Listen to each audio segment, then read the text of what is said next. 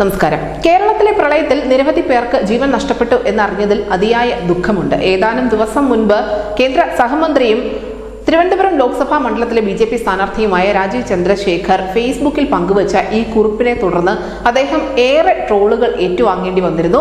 അതേസമയം തന്നെ തിരുവനന്തപുരത്തെയും മറ്റും വെള്ളക്കെട്ടിനെ കുറിച്ചാണ് രാജീവ് ചന്ദ്രശേഖർ പറഞ്ഞത് എന്ന് ബി.ജെ.പി. വൃത്തങ്ങൾ വ്യക്തമാക്കുകയും ചെയ്തിരുന്നു. അദ്ദേഹം മലയാളം പറയാറുണ്ട് എങ്കിൽ പോലും എഴുതുമ്പോൾ പലപ്പോഴും വാക്കുകൾ മാറിപ്പോകാറുണ്ട്. മഴക്കെടുതിയും പ്രളയവും തമ്മിൽ അദ്ദേഹത്തിന് മാറിപ്പോയതാണ് എന്നും സംസ്ഥാനത്ത് ഇതിനോടകം തന്നെ കനത്ത മഴയിൽ 4 പേർക്ക് ജീവൻ നഷ്ടപ്പെട്ടിരുന്നു, അവരുടെ കുടുംബങ്ങളെയാണ് മന്ത്രി ആശ്വസിപ്പിച്ചത് എന്നുമൊക്കെ ബി.ജെ.പിയുടെ നേതാക്കളും ബി.ജെ.പിയുടെ ഔദ്യോഗിക നേതൃത്വവും ഒക്കെ പറഞ്ഞു എങ്കിൽ പോലും ട്രോളിന് ഒരു കുറവും ഉണ്ടായിരുന്നില്ല. പക്ഷേ ഇപ്പോൾ ആ ട്രോൾ ചെയ്തവരുടെയൊക്കെ വായടപ്പിക്കുന്ന മറുപടിയാണ് രാജീവ് ചന്ദ്രശേഖറിന്റെ ഭാഗത്ത് നിന്നും ഉണ്ടായിരിക്കുന്നത്.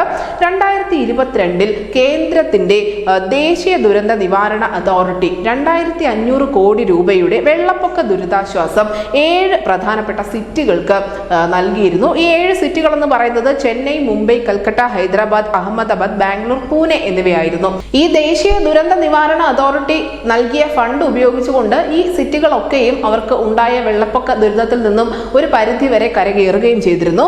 എന്നാൽ ഇപ്പോഴിതാ 1350 കോടി രൂപയുടെ ധനസഹായം 9 നഗരങ്ങൾക്ക് കൂടി അനുവദിച്ചിരിക്കുന്നു എന്നുള്ള റിപ്പോർട്ടുകൾ പുറത്തു വന്നിരിക്കുന്നു.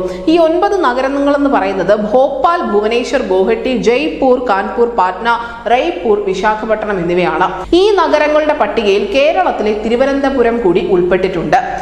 രാജീവ് ചന്ദ്രശേഖറിന്റെ കൃത്യമായ ഇടപെടലിലൂടെയാണ് തിരുവനന്തപുരം ഈ പട്ടികയിൽ ഇടം നേടി എന്നതിന് യാതൊരു തർക്കവുമില്ല. മാത്രമല്ല, ലോക്സഭാ തെരഞ്ഞെടുപ്പിന്റെ പ്രചരണ കാലത്തുൾപ്പെടെ അദ്ദേഹം പറഞ്ഞിരുന്നു തിരുവനന്തപുരത്തെ കുടിവെള്ള ക്ഷാമത്തിന് അതിനോടൊപ്പം തന്നെ കടൽക്ഷോഭത്തിനൊക്കെ തന്നെ കൊണ്ടാവും വിധം എത്രയും പെട്ടെന്ന് തന്നെ പരിഹാരം ഉണ്ടാക്കുമെന്ന് അദ്ദേഹം പറഞ്ഞ വാക്കുകളാണ് ഇപ്പോൾ പാലിച്ചിരിക്കുന്നത്. ഈ 1350 കോടി രൂപയുടെ ധനസഹായം മറ്റ് 8 പ്രധാനപ്പെട്ട നഗരങ്ങൾക്കൊപ്പം കേരളത്തിലെ തിരുവനന്തപുരം കൂടി നേടിയെടുത്തിരിക്കുകയാണ്.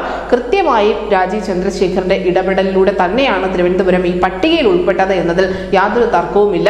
ഏതാനും ദിവസങ്ങൾക്ക് മുൻപ് ട്രോളുകൾ കൊണ്ടാണ് രാജീവ് ചന്ദ്രശേഖരെ കേരളത്തിലുള്ള മാധ്യമങ്ങളടക്കം പരിഹസിച്ചതെങ്കിൽ ഇപ്പോൾ ദേശീയ മാധ്യമങ്ങളിൽ തിരുവനന്തപുരം കൂടി ഈ പട്ടികയിൽ ഇടം പിടിച്ചതാണ് വാർത്തയാകുന്നത്. News desk India Malayalam.